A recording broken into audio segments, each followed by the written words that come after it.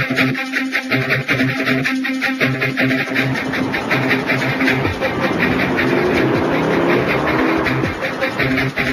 have been bringing you several of our nominees this year, so here is another one. It's a car that's been quite anticipated on the global auto scene since any generation change from the Germans usually is. But this one in particular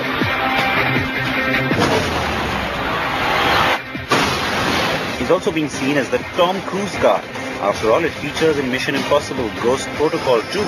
But no Mission Impossible for me, as I decided to test the car in the kind of climbs and setting that it deserves. Ladies and gentlemen, this is the latest generation of the 6 Series from BMW, and it is also a strong nominee this year in our Import Car of the Year category, where it will take on some stiff competition.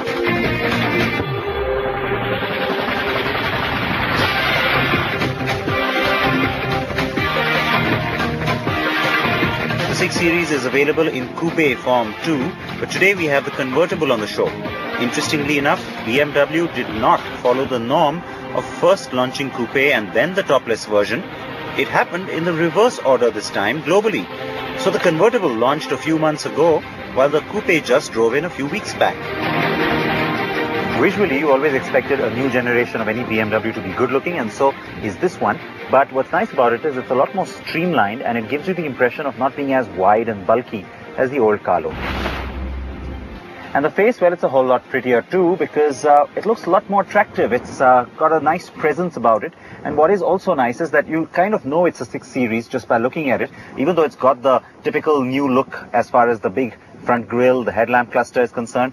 But the grille is sitting a little bit forward compared to the headlamps. It almost juts out a little bit, and that's what makes it distinct. And why is that good? Because all the other BMWs these days, they look a little bit too similar. So this one stands out as being a little different.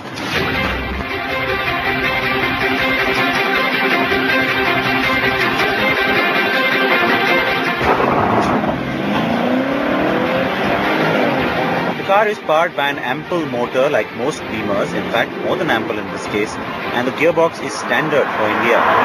So it is a sexy 8-speed. Nice.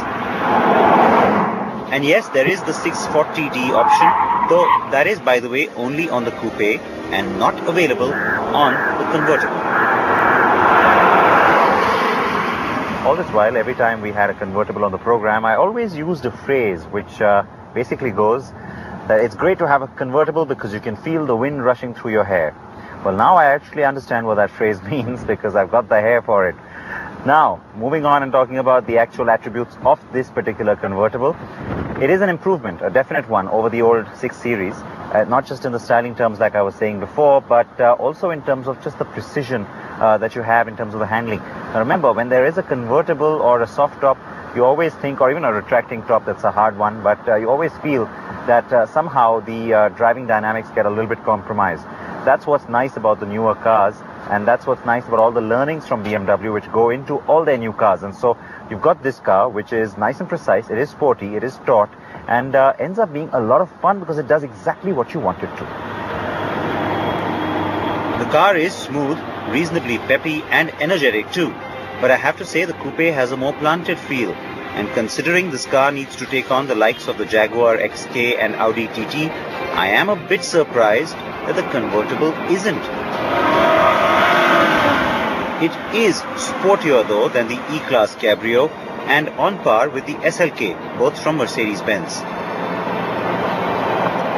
The 6 Series range starts at 75 lakh rupees for the 640D, 85 lakh for the 650i, and a whopping 95 lakh rupees for the soft top 650i that's on your screens, complete with a collapsible roof.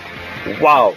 Now that kind of money can buy you many other cars, everything from a Porsche Cayenne to an Audi A8, so those who buy the 6 will really be buying it only because they really want one.